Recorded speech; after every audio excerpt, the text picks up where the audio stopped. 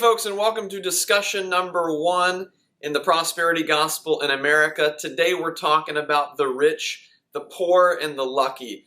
Or if Kenny Rogers were friends with Ralph Waldo Trine, the cosmic infinite laws of knowing when to hold them, knowing when to fold them, knowing when to walk away, and knowing when to run. Well, now that I've worked at least one obscure country music reference into these introductory remarks, up for discussion today is Ralph Waldo Trine's In Tune with the Infinite, Russell Conwell's Acres of Diamonds, and Kenneth Copeland's Laws of Prosperity. As we build out the context of these pieces and look forward to class discussion of these works, I think it'd be valuable for us to begin with a few questions of these three sources. First, how is the prosperity gospel constructed in each source? Or you might ask how ideas of faith, health, wealth, and victory emerge in each source. Second, how are these sources influenced by their historical context?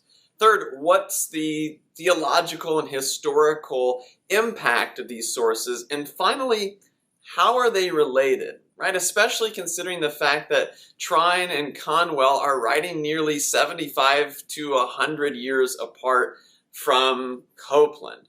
So for the remainder of this brief presentation, I want to take the time to build out the historical context of these pieces while providing a short overview of the general themes present, offering us a starting place for our discussion. So let's begin with Ralph Waldo Trine's In Tune with the Infinite. Ralph Waldo Trine was born in 1866 in northern Illinois. Trine grew up and established his early career in the Reconstruction era and a period which many historians call the Gilded Age. Now, each of these terms describe the tumultuous years between the American Civil War and the turn of the 20th century. So Trine saw an American nation wrestle with the realities of division over race and slavery. And meanwhile, during this period, America became more prosperous and saw unprecedented growth in industrialization and technology. He saw the settling of the West and the removing of native peoples, the expansion of manifest destiny, and emerging challenges to long-held religious belief and practice. By the publication of the first edition of In Tune with the Infinite in 1899, America had become industrialized. The Western frontier was closed, and corrupt industrialists, bankers, and politicians enjoyed extraordinary wealth and opulence at the expense of the working class.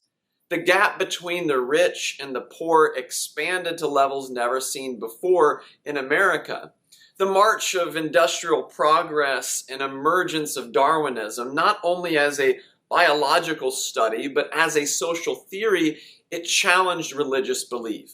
So it's in this context that Ralph Waldo Trine and later Russell Conwell made their contributions.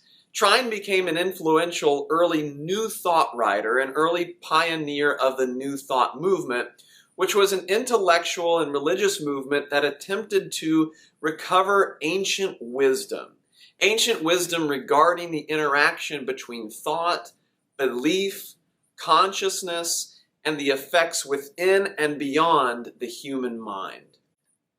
Trine's In Tune with the Infinite sold over 2 million English copies and has been translated into nearly 20 different languages. Now, Russell Conwell emerges in the same context. Born 23 years before Trine in 1843, Conwell saw the destruction and bloodshed of the American Civil War, a period in American history that caused a theological crisis. In the face of such great loss, was God good?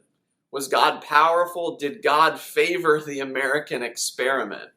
During the Civil War, Conwell converted to Christianity while recovering from severe injuries sustained during the 1864 Battle of Kennesaw Mountain. In 1869, Conwell wrote an essay while traveling in the Middle East that later inspired his Acres of Diamonds. Now, before his death in 1925, Conwell delivered Acres of Diamonds as a speech over 6,000 times around the world. And in the midst of the tumult and rapidly changing culture, Conwell, like Trine, argued that one need not look elsewhere for prosperity and fortune. One only had to look within their self or their community. Now, Trine, on the other hand, he believed that there was a divine sequence in the universe. Warp drive, Mr. Scott. And if humans could achieve harmony with that sequence, one might call it God, they would be able to find success. Trine believed that humans came from an infinite source of life and that God and humans were one. However, like Conwell's illustration of the man who sold his property in search of diamonds elsewhere, humans set limitations on themselves. And so for Trine, in order to break out of those limitations, one's thoughts needed to be oriented toward the divine. If one believed hard enough, those thoughts of positivity, prosperity would actualize. Both Trine and Conwell believed they possessed a secret knowledge, far greater than any mechanized progress of the day, an explanation of the rich, the poor, and the lucky, an ancient wisdom that opened the laws of the unseen for power and prosperity. Fast forward 75 years after Trine's publication of In Tune with the Infinite, and a charismatic Texan had put his own advertisement into the Infinite Psychical Spiritual newspaper in his 1974 publication, The Laws of Prosperity, a title lifted directly from Ralph Waldo Trine's chapter on Plenty of All Things. Kenneth Copeland was born in Lubbock, Texas in 1936. Formerly a recording artist with Imperial Records. I love you so, I can't let you go, I must make you see. Copeland enrolled in Oral Roberts University in 1967, where he became the pilot and chauffeur for evangelist Oral Roberts.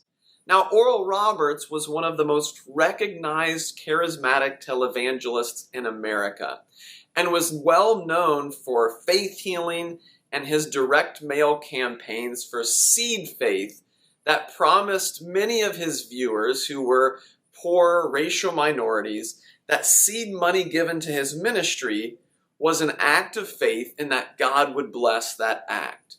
Copeland was mentored by Roberts and founded the Kenneth Copeland Ministries in Fort Worth, Texas. Copeland's television ministry and publication of The Laws of Prosperity came at a time when many were looking for answers in face of the cultural upheaval of the 1960s. In 1974, the year of publication, Americans had lost faith in the institution of the U.S. presidency as Nixon resigned, and traditional religious institutions hadn't recovered from the cultural questioning of religious authority in the 1960s. However, the election of Jimmy Carter would later demonstrate the power of religious people at the ballot box. Yet in the midst of cultural upheaval, the resignation of a president, an oil crisis, and a steep decline in the stock market beginning in 1973, Copeland provided spiritual and physical laws that he claimed God had promised in order to supply the body of Christ. All people had to do was to be faithful, obedient, and demonstrate their faith. So, how is the prosperity gospel constructed in each of these sources? How do ideas of faith, wealth, and victory emerge? How are the sources influenced by their historical context? Each share a common context of tumult and change. And so, how does this tumult and change influence their writing? What was the theological and historical impact of these sources, and how are they related, especially considering the large time gap in between these three? And for me, I have to ask, how does Trine, Conwell, and Copeland explain the problem of evil and human suffering? Well, that's our brief introduction into Trine, Conwell, and Copeland. I tried not to give away too much, really looking forward to what you have to think and unpacking your questions for class discussion.